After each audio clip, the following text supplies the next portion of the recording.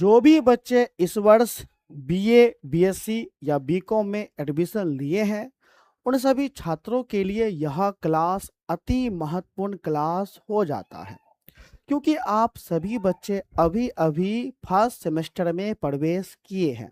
ऐसे में आपके मन में यह प्रश्न आएगा कि सर, मैं फर्स्ट सेमेस्टर में मुझे कितना विषय पढ़ना होगा। कोई बच्चा बीए का होगा, कोई बच्चा बीएससी का होगा, कोई बच्चा बीकॉम का होगा, ठीक है। तो तीनों बच्चों को सेम ही विषय पढ़ना होगा। यानी कुल मिलाकर के कितना विषय पढ़ना होगा, तो 6 विषय पढ़ना होगा। और वो 6 कौन कौन सा विषय होगा, हम इसकी चर्चा करेंगे। यानी आज के क्लास में हम आपको बताएंगे कि फर्स्ट सेमेस्टर में चाहे आप बीए के छात्र हो, बीएससी के छात्र हो या बीकॉम के छात्र हो, कितना विषय आपको पढ़ना होगा। तो 6 विषय पढ़ना होगा। कौन कौन पढ़ना होगा वो हम बताएंगे। आपको सबसे ज्यादा किस विषय पर मेहनत करना है और किस विषय पर नहीं करना है, इसके भी हम चर्चा करेंगे, ठीक है। फिर उसके बाद हम आपको बताएंगे सेमेस्टर एग्जाम क्या होता है, क्योंकि आपका अब तक जो एग्जाम हो रहा था वो एनुअल एग्जाम हो रहा था। एनुअल एग्जाम मतलब वह एग्जाम जो साल में एक बार होता है, लेकिन अब जो आपका एग्जाम होगा वो साल में एक बार नहीं होगा, बल्कि प्रत्येक 6 माह पर होता है, ठीक है। तो हम आपको सेमेस्टर एग्जाम के बारे में संपूर्ण जानकारी देंगे, ठीक है। फिर उसके बाद हम आपको बताएंगे कि सितंबर में कौन सा एग्जाम होगा, क्योंकि हर बच्चे का जैसे ही बच्चा एडमिशन करवाता है, एडमिशन होने के बाद जैसे ही कॉलेज में क्लास स्टार्ट होता है, क्लास स्टार्ट होने के 1.5 माह के बाद ही या 2 माह के बाद ही सितंबर महीना में या किसी किसी कॉलेज में अक्टूबर महीना में, है ना, आधा बच्चे का सितंबर में होता है, आधा बच्चे का अक्टूबर में होता है। तो जो एग्जाम होता है वो कौन सा एग्जाम होता है, और वह एग्जाम हर बच्चे को देना होगा। अगर तुम वह एग्जाम यानी 2 महीने के बाद जो इंटरनल एग्जाम है वह एग्जाम नहीं दोगे तो क्या होगा। तो इस प्रकार हम आपको बताएंगे कि इंटरनल एग्जाम क्या होता है, क्योंकि एक सेमेस्टर के अंतर्गत 2 एग्जाम आपको देना पड़ेगा, एक इंटरनल एग्जाम, दूसरा एक्सटर्नल एग्जाम। इंटरनल क्या होता है ये भी बताएंगे, एक्सटर्नल क्या होता है ये भी बताएंगे। इंटरनल कब होता है, सितंबर अक्टूबर में होगा। एक्सटर्नल कब होगा इसके बारे में हम आपको बताएंगे, ठीक है। एग्जाम पैटर्न बाबू क्या होगा, सबसे जरूरी चीज है एग्जाम पैटर्न क्या होता है, यह जानना अति महत्वपूर्ण हो जाता है। क्योंकि आप कक्षा 12वीं के छात्र नहीं हो कि भैया 50% ऑब्जेक्टिव होगा, 50% सब्जेक्टिव होगा। नहीं बाबू, एग्जाम पैटर्न पूरा अलग होता है। बिहार बोर्ड में क्या था ना कि आपको 50 पर यानी 100 ऑब्जेक्टिव दिया तो कोई 50 को बनाना है, यहाँ सारा का सारा ऑब्जेक्टिव आपको बनाना पड़ता है, ठीक है ना बाबू। तो एग्जाम पैटर्न हम आपको बताएंगे। अच्छा, पासिंग मार्क्स क्या होगा, बिहार बोर्ड में तो पास करने के लिए मात्र 30 नंबर की आवश्यकता पड़ता है, लेकिन पता है आपको बीए, बीएससी, बीकॉम में अगर आपको पास करना है तो हर विषय में कम से कम 45 अंक लाना पड़ेगा। 45 अंक लाओगे तभी जाकर के तुम क्या कर पाओगे, तो भैया पास कर पाओगे। लेकिन कोई कोई बच्चा पता है 55 अंक लाता है ना, फिर भी फेल कर जाता है। कोई कोई बच्चा 60 अंक लाता है फिर भी फेल कर जाता है। क्यों कर जाता है इसके भी बारे में हम चर्चा करेंगे। इसके अलावा आपका फाइनल एग्जाम कब होगा, हम इसके भी बारे में चर्चा करेंगे। तो ये क्लास और सभी के सभी बच्चों के लिए हो जाता है जो बीए, बीएससी, बीकॉम के छात्र हैं, फर्स्ट सेमेस्टर के छात्र हैं, जो अभी अभी एडमिशन लिए हैं, जिनका सेशन 2026 से 2030 हो जाता है। यह क्लास आप सभी बच्चों के लिए है। तो इतना बात तो हम तो बताएंगे ही बताएंगे। इसके अलावा आप कमेंट बॉक्स में पूछिएगा, हम आपके सवाल का जवाब लाइव क्लास में देंगे, यानी संपूर्ण जानकारी देंगे बाबू, ठीक है ना बाबू। बीए, बीएससी, बीकॉम से संबंधित आपके मन में जितना भी प्रश्न आ रहा है आप दिल खोल के पूछिए, हम आपको दिल खोल के जवाब देंगे। लेकिन सभी प्रश्न का जवाब देने से पहले पहले हम इतना प्रश्न का उत्तर देंगे, फिर जो आपका प्रश्न हमको अच्छा लगेगा उस प्रश्न का हम जवाब देंगे, ठीक है। चलो तो आगे बढ़ते हैं। तो आगे बढ़ने से पहले आप हमारे चैनल को बाबू सब्सक्राइब कर दो, वीडियो को लाइक कर दो, और हो सके तो शेयर कर दो। हो सके तो बाबू क्या कर देना है, तो शेयर भी कर देना है, ठीक है। तो सबसे पहला जो बाबू प्रश्न आपका आ जाता है कि कितना विषय पढ़ना होगा, तो इसका उत्तर है फर्स्ट सेमेस्टर में 6 विषय पढ़ना होगा।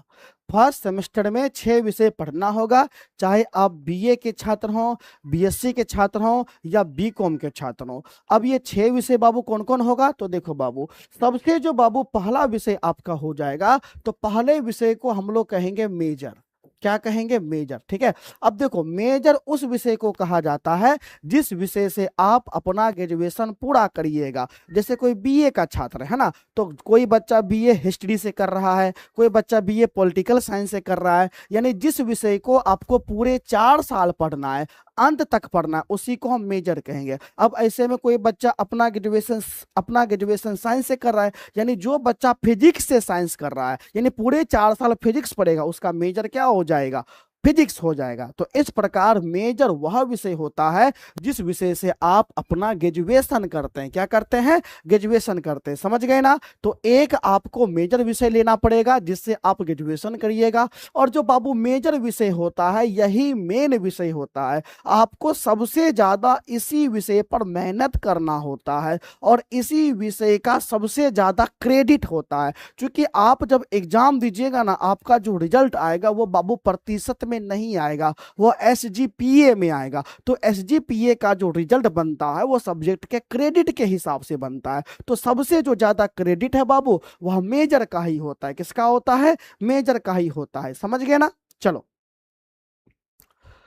मेजर का कितना बाबू क्रेडिट होता है, तो 5 क्रेडिट होता है सबसे ज्यादा, इसलिए सबसे ज्यादा रगड़ करके आपको मेजर पढ़ना है। ठीक है, अब मेजर के बाद बाबू जो दूसरा विषय आपका हो जाता है उसका नाम है माइनर। क्या नाम है बाबू, माइनर। ठीक है, माइनर। अब माइनर का क्रेडिट 3 होता है, ठीक है ना बाबू। अब देखो मेजर को शॉर्ट कोट में, मेजर को संक्षिप्त में याद रखिएगा एमजेसी कहते हैं, और माइनर को संक्षिप्त में हम लोग क्या कहते हैं, एमआईसी कहते हैं। ठीक है, एमआईसी। अब देखो माइनर वह विषय होता है जो आपका सहायक विषय होता है। जैसे कि मान लो कि बाबू कोई बच्चा बीए का है, अब बीए का है, अब वो बच्चा बीए कर रहा है, तो किस विषय से बीए करेगा बाबू, आर्ट्स के विषय से करेगा ना। तो जैसे आर्ट्स का विषय क्या होगा, जैसे आपका हिस्ट्री होगा, है ना बाबू, ज्योग्राफी होगा, पॉलिटिकल साइंस होगा, हिंदी होगा, इत्यादि आपका हो जाएगा। तो अगर आप बीए कर रहे हैं तो माइनर में भी आपको बीए का सब्जेक्ट चुनना पड़ेगा। जैसे अगर तुम बीए हिस्ट्री से कर रहे हो तो बीए में हिस्ट्री को छोड़ करके अब तुमको दूसरा माइनर विषय बनाना पड़ेगा। जैसे तुम्हारा माइनर में क्या होगा, अगर बीए के अगर तुम छात्र हो, अगर हिस्ट्री मेजर है तो माइनर में आपका होगा political science, geography, Hindi, sociology, psychology, economics, यही होगा।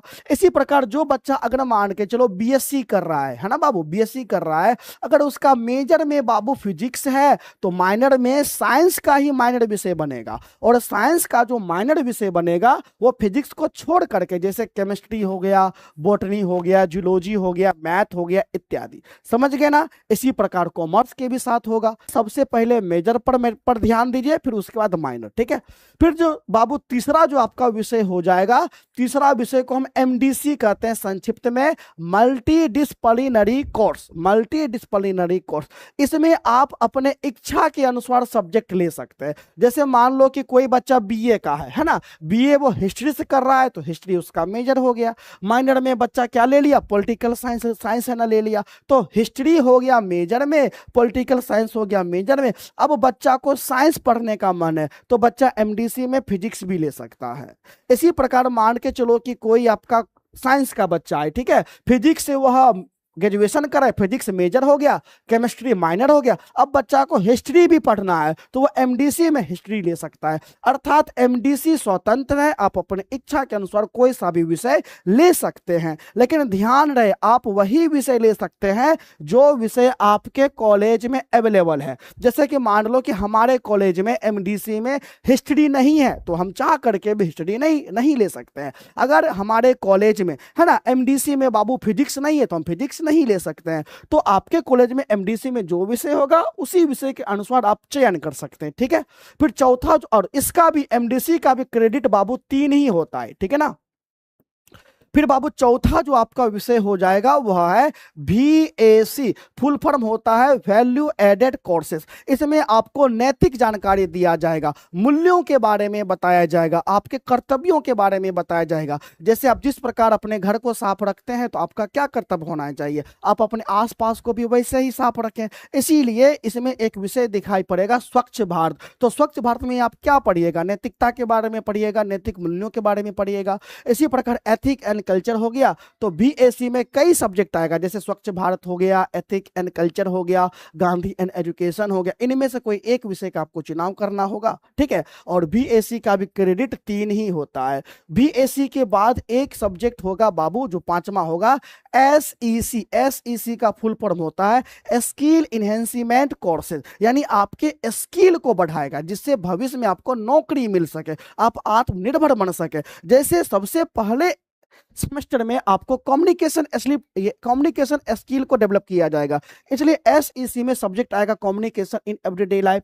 या तो तुम ये ले या तो तुम ये ले लो, या तो तुमको रहेगा क्रिएटिव राइटिंग, या तो ये ले लो, या तो रहेगा बेसिक आईटी टूल्स, या तो रहेगा डिजिटल मार्केटिंग। तो इनमें से कोई एक विषय लेना है, लेकिन ज्यादातर बच्चा जो है यानी ज्यादातर कॉलेज जो है communication in everyday life subject आपको दिया जाता है, ठीक है। तो एसईसी का भी क्रेडिट 3 होता है, और जो छठा विषय होता है इसका सबसे कम क्रेडिट होता है, और छठा रहता है एईसी। एईसी में आपको बाबू भाषा पढ़ना होता है, जैसे हिंदी, अंग्रेजी, उर्दू। तो ज्यादातर बच्चा इसमें हिंदी ही आपको लेता है, ठीक है ना। तो इसका जो क्रेडिट आपको रहता है वो 2 रहता है। अब तुम जोड़ो क्रेडिट कितना हुआ, 5, तो तुम जोड़ो ये चूंकि 3 4 बार है तो 4 तिया सीधे हो गया 12, है ना। 4 तिया क्या हो गया बाबू, 12 हो गया, ठीक है। और 12 5 कितना हो गया 18, और 18 2 क्या हो गया 20, क्या हो गया बाबू 20। यानी टोटल फर्स्ट सेमेस्टर में जो आपका एग्जाम होगा 20 क्रेडिट का एग्जाम होगा। कितना क्रेडिट का, 20 क्रेडिट का।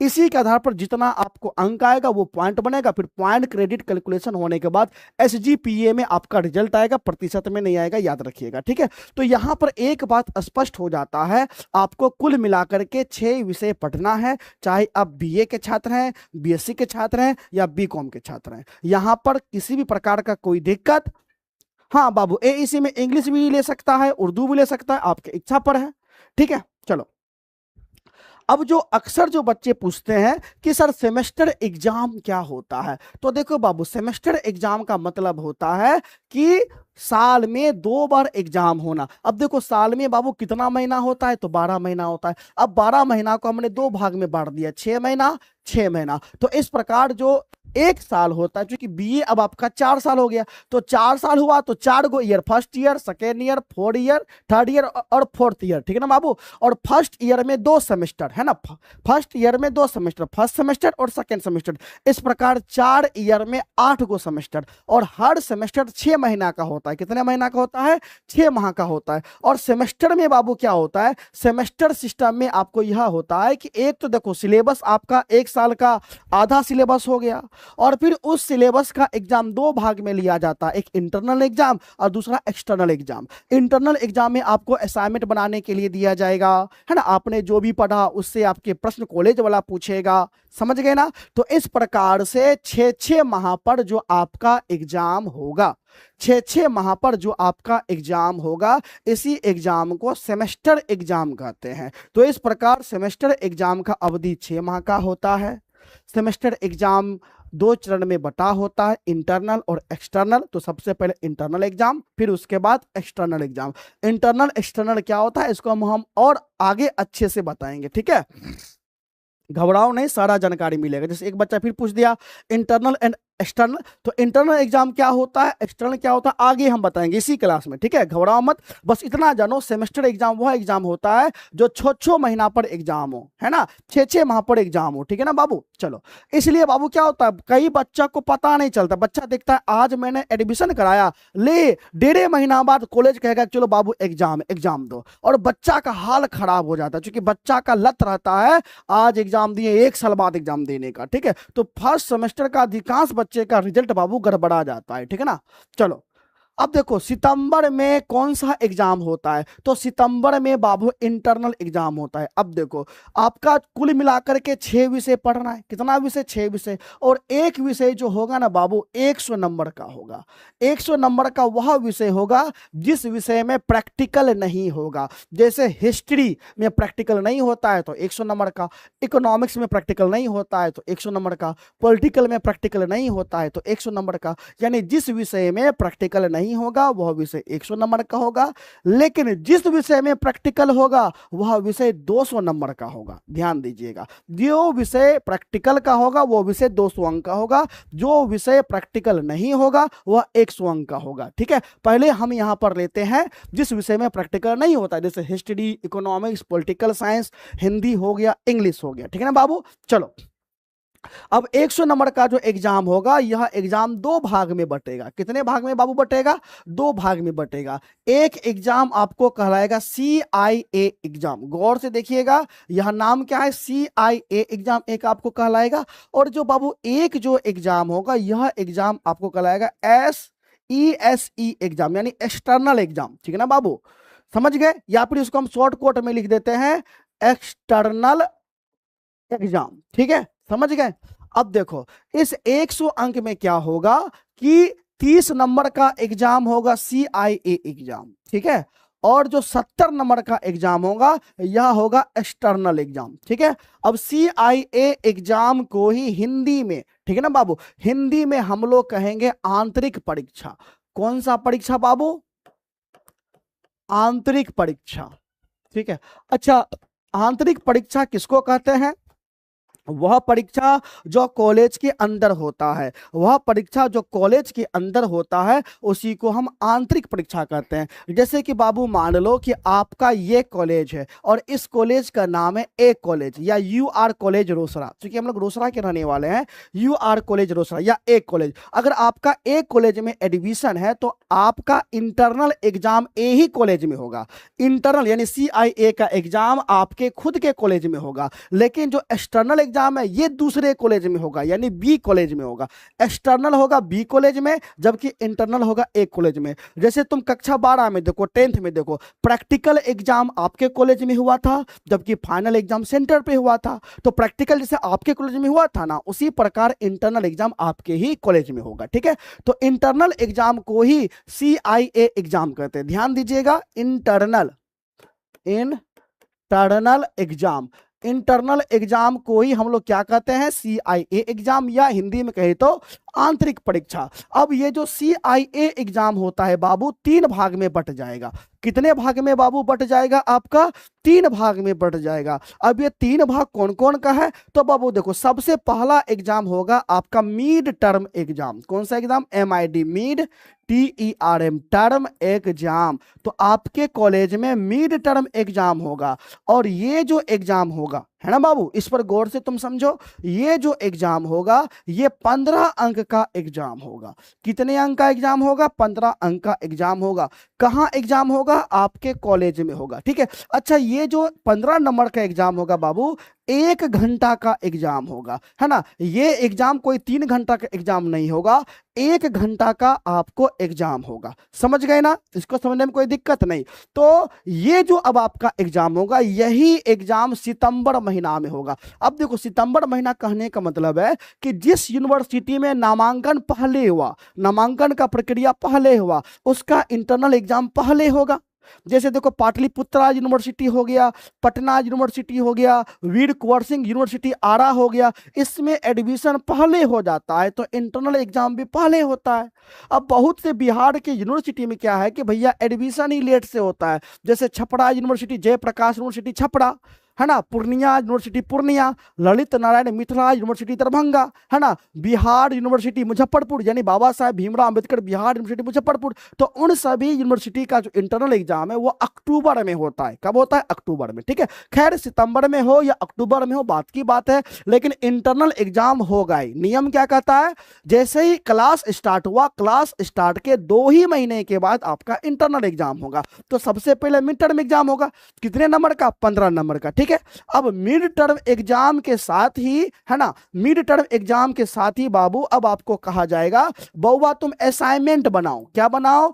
असाइनमेंट बनाओ। ठीक है, अब देखो तुम लोग कहोगे कि सर असाइनमेंट क्या होता है, असाइनमेंट कैसे बनाया जाता है, तो आपको एक फाइल में असाइनमेंट बनाना पड़ेगा। और ये जो असाइनमेंट होता है बाबू 10 अंक का होता है। कितने अंक का होता है?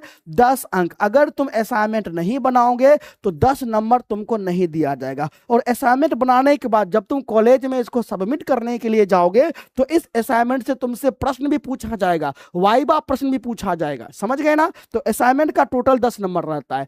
फिर उसके बाद अब देखो बाबू कितना नंबर बच गया, चूंकि 15 नंबर और 10 नंबर बराबर 25 हो गया। 5 नंबर घट रहा है ना, तो 5 नंबर जो किसका होता है, तो 5 नंबर होता है आपके कॉलेज अटेंडेंस पे। क्या आप प्रत्येक दिन कॉलेज जा रहे हैं कि नहीं जा रहे? अगर तुम डेली कॉलेज जाओगे या तुम्हारा अटेंडेंस 75% होगा, अगर 75% है तो भैया 5 में 5 अंक मिलेगा, 75% नहीं है तो कम नंबर मिलेगा। इसके अलावा आपका स्वभाव कॉलेज में कैसा है? क्या आपका स्वभाव कॉलेज में उग्र है? क्या आप झगड़ा कर रहे हैं? क्या आप प्रोफेसर के साथ अच्छा बर्ताव नहीं कर रहे हैं? अगर आपका स्वभाव अच्छा है तो भैया 5 में 5 मिलेगा। अगर आपका स्वभाव कॉलेज में अच्छा नहीं है तो 5 में 5 अंक आपको नहीं मिलेगा। तो इस हिसाब से इंटरनल जो एग्जाम होता है यह 3 भाग में बढ़ जाता है। Mid term 15 number, assignment 10 number, discipline और अटेंडेंस 5 नंबर। तो इस प्रकार आपका इंटरनल एग्जाम होगा। तो इंटरनल एग्जाम को बउआ समझने में कोई दिक्कत नहीं ना? नहीं, हमको गुस्सा नहीं आता है सर। चलो बहुत अच्छा, तो 5 में 5 मिल जाएगा। चलो अब आता है बाबू एक्सटर्नल एग्जाम। अब देखो बाबू ये जो एक्सटर्नल एग्जाम होता है ये 70 नंबर का एग्जाम होता है और इसी एग्जाम को कहा जाता है फाइनल एग्जाम। कौन सा एग्जाम बाबू? Final exam. और ये एग्जाम कब होता है? तो ये जो एग्जाम होता है बाबू, है ना, ये जो एग्जाम होता है आपका दिसंबर माह से होना प्रारंभ हो जाएगा, दिसंबर माह के पहले सप्ताह। अब देखो जिस यूनिवर्सिटी में क्लास पहले शुरू हो गया, नामांकन पहले शुरू हो गया, तो जाहिर सी बात है सब कुछ पहले हो रहा है तो एग्जाम भी तो पहले लेगा। जैसे आपका वीर कुंवर सिंह यूनिवर्सिटी आरा, ठीक है, इसका एग्जाम दिसंबर में हो जाता है। भूपेंद्र नारायण मंडल यूनिवर्सिटी मधेपुरा, इसका एग्जाम दिसंबर में हो जाता है। पाटलिपुत्रा यूनिवर्सिटी का एग्जाम दिसंबर में हो जाता है। जबकि कुछ यूनिवर्सिटी लेट से चलता है तो उसका एग्जाम दिसंबर से घसक करके जनवरी हो जाता है। कुछ तो और लेट चलता है तो भैया उसका फरवरी हो जाता है। कुछ तो और लेट चलता है, जैसे पता है इस बार पूर्णिया यूनिवर्सिटी का जो एग्जाम है मार्च में हुआ, समझ गए। और उससे भी लेट चलता है जयप्रकाश यूनिवर्सिटी छपरा, जिसका एग्जाम अप्रैल में होता है। तो एग्जाम दिसंबर से आपका प्रारंभ होगा, अप्रैल तक चलेगा, है ना। इसका कहने का मतलब है कुछ यूनिवर्सिटी पहले एग्जाम लेता है, कुछ यूनिवर्सिटी बाद में एग्जाम लेता है। बाद में जैसे पूर्णिया यूनिवर्सिटी आपका हो गया, है ना, तिलका मांझी भागलपुर यूनिवर्सिटी भागलपुर आपका हो गया, पूर्णिया यूनिवर्सिटी, सब बाद में आपको लेता है मार्च में। और जनवरी फरवरी में कौन लेगा? BRABU, LNMU, ये सब आपका लेता है। ठीक है, चलो तो यहां पर समझने में कोई दिक्कत नहीं ना। अब हम आपको समझाएंगे एक्सटर्नल एग्जाम का पैटर्न, क्योंकि सबसे पहले यही पैटर्न आपको समझना है। ठीक है, तो सबसे पहले अगर आपको इसको फोटो खींचना है, स्क्रीनशॉट लेना है तो ले लो, ताकि हर बच्चा समझ सके। चलो ले लिया। अब हम आपको 70 नंबर का पैटर्न समझाते हैं, ठीक है ना बाबू। तो चलो ये इसी को हम मिटा करके ऐसा करते हैं, किसी को मिटा देते हैं और मिटाने के बाद फिर हम आपको यहीं पर बता देते हैं, ठीक है, ताकि समझने में कोई दिक्कत ना हो। चलो तो देखो बाबू, ये जो 70 नंबर का एग्जाम होता है, जब तुम बाबू एग्जाम देने के लिए जाओगे ना तो जो प्रश्न पत्र मिलेगा वो 3 भाग में बटा हुआ मिलेगा। एक होगा पार्ट ए, ठीक है, एक क्या होगा? Part A. क्वेश्चन में लिखा रहेगा पार्ट ए। अब पार्ट ए जो होगा यह होगा अनिवार्य, है ना, और आपको सभी का सभी बनाना है। क्योंकि पार्ट ए में बाबू क्या रहता है? तो पार्ट ए में आपको वस्तुनिष्ठ प्रश्न आपको रहेगा, यानी ऑब्जेक्टिव क्वेश्चन रहेगा। अच्छा, ऑब्जेक्टिव प्रश्न की संख्या कितना होगा बाबू? ऑब्जेक्टिव प्रश्न की संख्या 10 होगा। टोटल 10 प्रश्न आपको दिए जाएंगे और पता है आपको 10 का 10 बनाना है। आपको क्या करना है बाबू? 10 का 10 बनाना है। और एक प्रश्न 2 नंबर का होगा, एक ऑब्जेक्टिव 1 नंबर का नहीं बल्कि 2 नंबर का होगा। तो इस हिसाब से कितना हो गया? 10 गुने 2 बराबर 20 नंबर, यानी 20 नंबर आपका ऑब्जेक्टिव का हो गया। ऑब्जेक्टिव प्रश्न पार्ट ए में रहेगा, ठीक है। फिर आपका आएगा प्रश्न संख्या, ये आपको प्रश्न, आपको दूसरा पार्ट होगा पार्ट बी, ठीक है बाबू। तो यहां पर हम लिख देते हैं पार्ट बी। अब बी जो होगा इसमें आपको लघु प्रश्न दिया रहेगा, यानी शॉर्ट क्वेश्चन दिया रहेगा। और पता है टोटल प्रश्न कितना होगा बाबू? तो टोटल जो आपका प्रश्न हो जाएगा, टोटल प्रश्न आपका 6 हो जाएगा। और 6 में से कहा जाएगा कि कोई 4 प्रश्न बनाए। 6 में से कितने प्रश्न बनाए? तो कोई 4 प्रश्न बनाए। और एक प्रश्न बाबू 5 नंबर का होगा, तो इस हिसाब से 5 चौक 20 नंबर, यानी 20 नंबर फिर से लघु का रहेगा, ठीक है। 20 नंबर ऑब्जेक्टिव का और 20 नंबर लघु का। 6 में से कोई 4 को आपको बनाना रहेगा, ठीक है। और अंतिम जो बाबू पार्ट हो जाएगा, अंतिम आपका पार्ट होगा पार्ट सी, है ना, पार्ट सी, ठीक है बाबू। पार्ट सी में लॉन्ग क्वेश्चन दिखाई पड़ेगा। किस प्रकार का क्वेश्चन बाबू? लॉन्ग क्वेश्चन आपको दिखाई पड़ेगा। और कुल मिलाकर के 5 को लॉन्ग दिया जाएगा। कितना? 5 को दीर्घ प्रश्न आपको दिया रहेगा। इस 5 में से कोई 3 दीर्घ बनाना है। इस 5 में से कोई 3 प्रश्न बनाना है। एक प्रश्न 10 नंबर का रहेगा, तो इस हिसाब से 30 नंबर दीर्घ का, 30 नंबर दीर्घ का। अब तुम जोड़ो, 30 नंबर दीर्घ का, 20 नंबर लघु, 30 20 50 और 20 नंबर का ऑब्जेक्टिव। कितना हो गया? 70। तो इस प्रकार बाबू आपका 70 नंबर का एग्जाम होगा। 70 नंबर का क्या होगा? एग्जाम होगा। इस पैटर्न के अनुसार होगा। और ये जो पैटर्न है यह बिहार के सभी यूनिवर्सिटी में मान्य है। बिहार में आपका कोई सा भी यूनिवर्सिटी है, हर यूनिवर्सिटी का एग्जाम इसी पैटर्न पर होता है। हर यूनिवर्सिटी का जो एग्जाम होता है बाबू वह इसी पैटर्न पर होता है। तो एग्जाम पैटर्न को समझने में किसी भी प्रकार का कोई दिक्कत तो नहीं है बाबू? नहीं ना है। इसलिए अब आपको जो तैयारी करना है ऑब्जेक्टिव, है ना, ऑब्जेक्टिव का तैयारी अच्छे से करना है, क्योंकि 10 का 10 बनाना है, कोई विकल्प नहीं है। दीर्घ 30 नंबर का है, तो जाहिर सी बात है अब दीर्घ में जो हम आंसर देंगे बड़ा बड़ा आंसर देंगे, क्योंकि भैया 10 नंबर का है, ठीक है। चलो अब हमारा बाबू अगला प्रश्न आपका आ जाता है। अच्छा, इसी में एग्जाम पैटर्न बता दें, एग्जाम पैटर्न क्या क्या होगा ये भी हम आपको बता दें। एग्जाम पैटर्न हमने आपको बता दिया बाबू। अब आपका अगला प्रश्न है बाबू कि पासिंग मार्क्स क्या होगा। देखो बाबू, इसको समझना अति महत्वपूर्ण हो जाता है। अब जो बच्चा इसको नहीं समझता है वह बच्चा बहुत बड़ा गलती कर देता है। सर मुंगेर का सेमेस्टर कब होगा? अरे भैया मुंगेर में तो सेमेस्टर वाइज ही आपको चलता है, ठीक है। मैं सबसे गरीब परिवार से हूं, गाय भैंस चराता हूं। चलो बहुत अच्छा है, गाय भैंस चराते रहो, ठीक है। चलो अब देखो बाबू एग्जाम पैटर्न क्या हो, सॉरी पासिंग मार्क्स क्या होगा। जैसा कि आपको पता है कि हर विषय 100 नंबर का होगा। हर विषय का मतलब होता है कि वह विषय जिस विषय में प्रैक्टिकल नहीं होता है, जैसे हिस्ट्री, है ना, जैसे हिंदी, जैसे पॉलिटिकल साइंस, जैसे इकोनॉमिक्स, जैसे आप कहोगे सोशियोलॉजी, तो जिस विषय में प्रैक्टिकल नहीं होगा वो विषय 100 अंक का होगा। और उस विषय का जो एग्जाम होगा 2 भाग में होगा, जैसा कि हमने आपको बता रखा है। एक CIA एग्जाम जो कि 30 नंबर का, और दूसरा एक्सटर्नल एग्जाम जो कि 70 नंबर का, ठीक है। अब देखो पासिंग मार्क्स जो है, अब पासिंग मार्क्स यूनिवर्सिटी ने कहा है कि भैया 45% होगा। पासिंग मार्क्स कितना परसेंट होगा?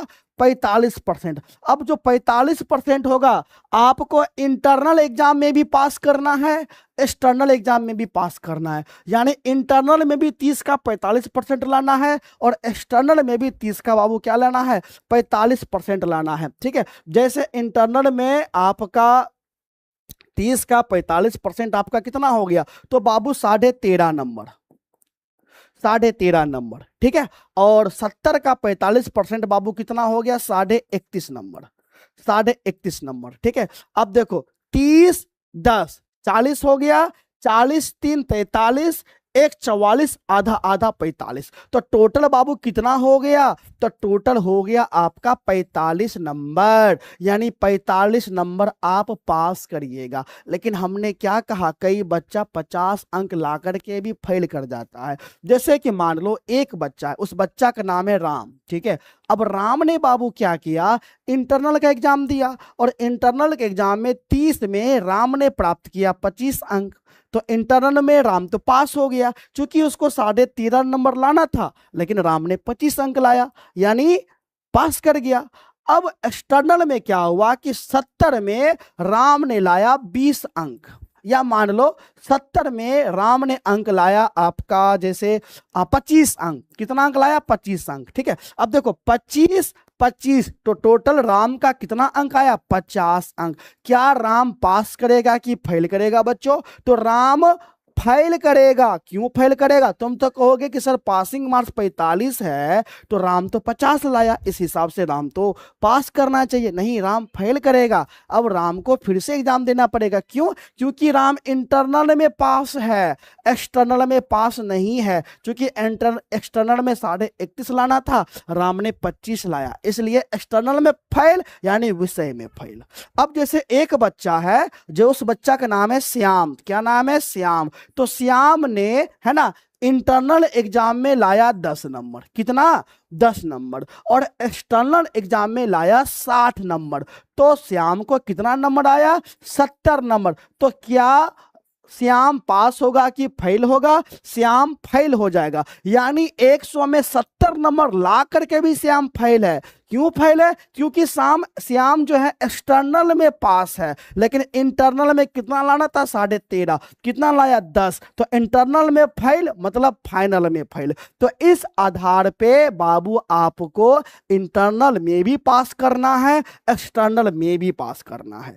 समझ गए? इसलिए इंटरनल एग्जाम अति महत्वपूर्ण हो जाता है। तो आपको कितना कितना अंक लाना पड़ेगा? जैसे अगर आपने इंटरनल में लाया 25 अंक, है ना, या मान के चलो कि 20 अंक, तो भैया पास कर गए, चूंकि 13.5 लाना था। और आपने एक्सटर्नल में लाया मान लो कि चलो 40 अंक, तो एक्सटर्नल में भी पास, इंटरनल में भी पास, टोटल हो गया 60, तब जाकर के तुम पास किए। तो यही कारण है कि बीए फर्स्ट सेमेस्टर में बहुत बच्चा फेल करता है बड़े पैमाने पर। लगभग तुम मान करके चलो कि 65% बच्चा किसी ना किसी सब्जेक्ट में फेल ही रहता है। चाहे बीए के छात्र हो, बीएससी के छात्र हो, या बीकॉम के छात्र हो, किसी ना किसी विषय में फेल ही रहता है। या तो वह इंटरनल के कारण फेल हो जाता है, या तो वह एक्सटर्नल के कारण। क्योंकि आप हमारे बच्चे, हमारे प्यारे बच्चे हैं, इसलिए आप यह गलती ना करें। इसलिए हम आपको यह बात पहले पहले बता रहे हैं कि भैया देखो, सबसे पहले इंटरनल का एग्जाम होगा, तो अभी से पढ़ना चालू कर दो, क्योंकि सितंबर में ही आपका एग्जाम होगा, है ना, अक्टूबर में ही आपका एग्जाम होगा। ठीक है, तो आप तैयार रहिए। क्या रहिए? तैयार रहिए। ठीक है, चलो आगे हम लोग बढ़ेंगे बाबू। अब आपका एग्जाम कब होगा? तो हमने आपको बताया ना, बिहार में कुल मिलाकर के देखो बाबू 12 यूनिवर्सिटी है। कितना? 12 यूनिवर्सिटी है जहां से आप बीए कर सकते हैं। इस 12 में 11 यूनिवर्सिटी वैसा है जहां से आप रेगुलर फॉर्म में कर सकते हैं, और एक यूनिवर्सिटी से डिस्टेंस से कर सकते हैं। उसका नाम है नालंदा ओपन यूनिवर्सिटी, जिसका तैयारी हम नहीं करवाते। एक नालंदा का नहीं करवाते हैं, बाकी ये जो 11 यूनिवर्सिटी है जहां से रेगुलर बोर्ड में चलता है, हम उसका तैयारी करवाते हैं। अब इसमें क्या है कि इस 11 यूनिवर्सिटी का एग्जाम, जो फाइनल एग्जाम होता है, जो 70 नंबर का एग्जाम होता है, अलग अलग माह में होता है। तो सबसे पहले बाबू किसका एग्जाम होता है? तो हम यह कैसे बता पाते हैं कि सबसे पहले किसका एग्जाम होता है? क्योंकि हम लोग पूरे बिहार में सबसे पहले बीए बच्चों को, सबसे पहले पूरे बिहार में हम लोगों ने ही बच्चों को बीए का तैयारी करवाया। आज से नहीं, हम लोग 2018 से करवाते हैं, जब बीए 3 साल का होता था। समझ गए ना बाबू? चलो, तो सबसे पहले, इसलिए हमको पता है कि किस यूनिवर्सिटी के पिछले साल कब हुआ था, उससे पिछले साल कब हुआ था। तो सबसे पहले जो बाबू एग्जाम होता है वह किसका किसका? एक होगा BNMU यानी भूपेन नारायण मंडल यूनिवर्सिटी मधेपुरा। दूसरा हो गया PPU पाटलिपुत्रा यूनिवर्सिटी पटना। तीसरा हो गया VKSU वीर कुंवर सिंह यूनिवर्सिटी आरा। अब ये जो 3 यूनिवर्सिटी है ना बाबू, इस तीनों का एग्जाम लगभग दिसंबर महीना में होता है। किस महीना में होता है? दिसंबर महीना में। ठीक है, तो अगर आपका यूनिवर्सिटी भूपेन नारायण मंडल यूनिवर्सिटी मधेपुरा है, पाटलिपुत्रा यूनिवर्सिटी पटना है, वीर कुंवर सिंह यूनिवर्सिटी आरा है, या PU यानी पटना यूनिवर्सिटी पटना है, तो अगर आप इन चारों में से किसी एक यूनिवर्सिटी के छात्र हैं तो भैया आपका एग्जाम दिसंबर में होगा। ठीक है, चलो, अगर आपका यूनिवर्सिटी है ना BRABU BRABU, यानी बाबा साहेब भीमराव अंबेडकर बिहार यूनिवर्सिटी मुजफ्फरपुर है, ठीक है। LNMU Lalit Narayan Mithila university Darbhanga. मुंगेर है ना बाबू, मुंगेर यूनिवर्सिटी। मगध, इस बार मगध पहले ले लिया है ना, मगध यूनिवर्सिटी है। अगर ये 4 यूनिवर्सिटी है तो आपका एग्जाम जान लो कि भैया जनवरी माह में होगा।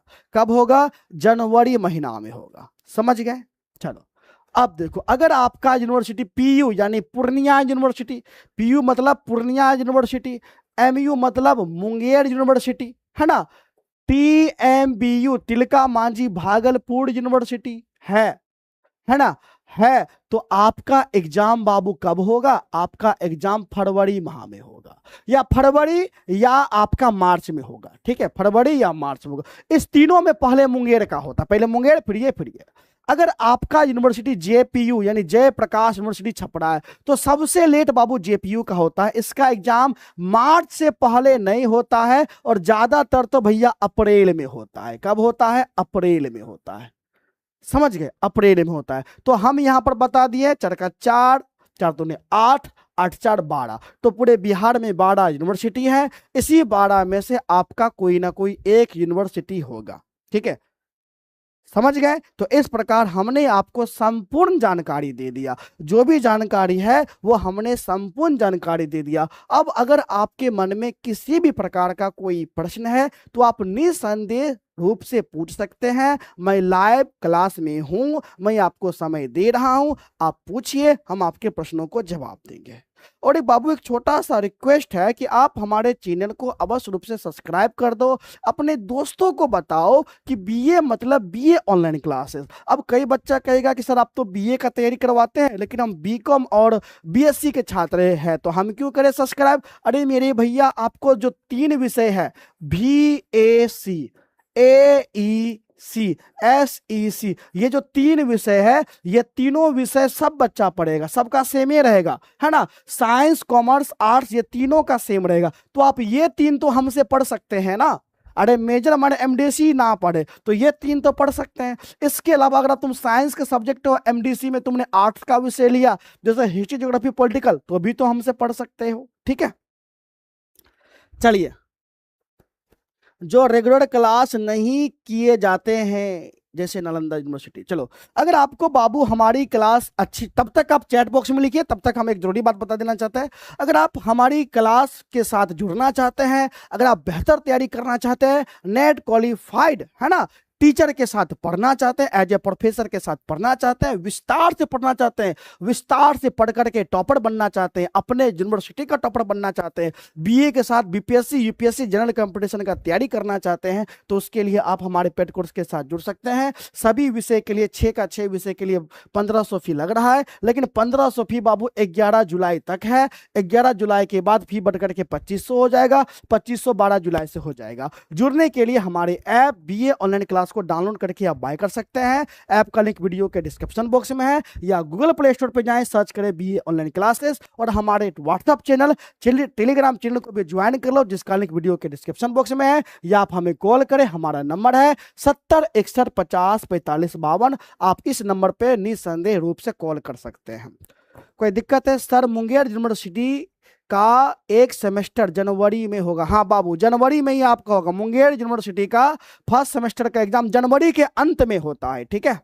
जिस यूनिवर्सिटी वाले को सर नहीं पढ़ाते हैं, हम उस यूनिवर्सिटी से हैं। अरे बाबू, हम देखो, ये जो चैनल है BA ऑनलाइन क्लासेस, इस पर बिहार के बच्चों को हम पढ़ाते हैं, ठीक है। अब देखो, बिहार का ये जो सिलेबस है ना, झारखंड का रांची यूनिवर्सिटी, तो रांची का भी सेम है, ठीक है। जो दिल्ली यूनिवर्सिटी है, इसका भी सिलेबस सेम है। तो अब देखो, भले तुम बिहार से हो, भले हम बिहार वाले बच्चे को पढ़ाते हैं, लेकिन रांची वाला भी पढ़ सकता है, दिल्ली यूनिवर्सिटी का भी छात्र पढ़ सकता है। इसके अलावा जो उत्तर प्रदेश का लखनऊ यूनिवर्सिटी है, ये भी पढ़ सकता है। इसके अलावा क्योंकि लखनऊ यूनिवर्सिटी का ज्यादातर यूनिवर्सिटी का सिलेबस अलग हो जाता है, इसलिए उसके लिए हमारा अलग चैनल है जिसका नाम है BA online classes UP, BA online classes UP university, ठीक है। तो वहां हम यूपी के बच्चों को पढ़ाते हैं। अगर आपका यूनिवर्सिटी, अगर आप राजस्थान से हैं, मध्य प्रदेश से हैं, है ना, या आप छत्तीसगढ़ से हैं, तो आप अपना सिलेबस को देख करके बाबू तुम पढ़ सकते हो। क्योंकि राजस्थान में, है ना, मध्य प्रदेश में, झारखंड में, पता है जितना यूनिवर्सिटी है, हर यूनिवर्सिटी का सिलेबस अलग अलग होता है। बिहार नहीं है कि सब सब यूनिवर्सिटी का सिलेबस सेम है। झारखंड, राजस्थान का हर यूनिवर्सिटी का सिलेबस अलग अलग है। तो अपना सिलेबस को उल्टाओ, मैच करो, मैच कर रहा है तो पढ़िए, नहीं मैच कर रहा है तो छोड़ दीजिए, ठीक है। अब इसलिए हम देखो, हम बोल नहीं सकते हैं कि अब कोई बच्चा पूछा सर मैं झारखंड का हूं, क्या मैं पढ़ सकता हूं? अरे बाबू, झारखंड का रांची वाला पढ़ सकता है। अगर तुम्हारा विनोबा भावे यूनिवर्सिटी, फिर तुम नहीं पढ़ सकते हो, क्योंकि एक राज्य के अंदर कई यूनिवर्सिटी होता है। अब बिहार छोड़ करके बाकी जो यूनिवर्सिटी है, हर यूनिवर्सिटी का सिलेबस एक नहीं है, अलग अलग है। तो आप सिलेबस मैच करो, मैच करता है तो पढ़ो, नहीं मैच करता है तो मत पढ़ो, ठीक है। सर मेजर में जूलॉजी है तो माइनर क्या ले? चलो तो बाबू मिलते हैं तो नेक्स्ट क्लास में, तब तक के लिए धन्यवाद, बाय बाय।